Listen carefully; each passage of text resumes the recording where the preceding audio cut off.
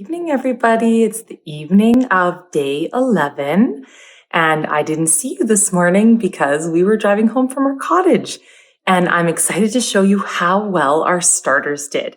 And this way you can see that if you need to miss a morning feeding or an evening feeding because you're just busy or you're going out of town or what have you, you can do it by doing exactly what I just did. So here we go. Let's check it out. So here we have our starters. We have our Susie, our sorghum sourdough starter, Betty, our brown rice starter, and Bob Jr., our regular wheat starter. And looking at Susie, you can see that she has risen and fallen and lots of bubbles. So this is now an old starter. You can see the line where she has risen and fallen, and it's a little bit more liquidy in consistency. So it is definitely ready for a feed. And here is Betty, our brown rice starter, and same thing. It's risen and fallen, a little bit more liquidy than it is when it's mature. And you can see the line where it has risen. So they both doubled, so that's excellent. They did well on the travels after being fed double.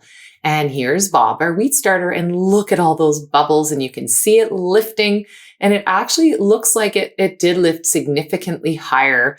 I've been tipping it a little bit, so it's not as high as it looks, but it definitely has big bubbles, lots of carbon dioxide being produced, and it is very healthy and strong. Now let's feed our starter, and I'm going to show you how I do it by taking a new clean glass jar. So I would weigh the jar, write the amount on the bottom, and then give my starter a really good mix. And then we're going to add 30 grams of our starter into our new clean jar.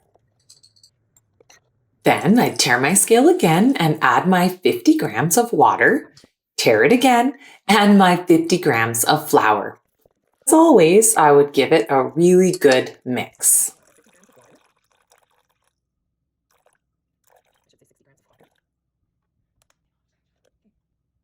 And I'll mix it for a good 2 minutes until it's all incorporated as usual.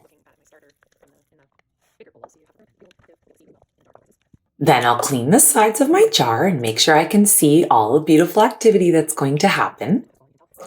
And give it the jiggle test around the top and cover it back up. Then place my elastic back on my new clean jar and make sure it's at the right height. Then I'll take my jar and put it in its snuggly spot. It is very cold today.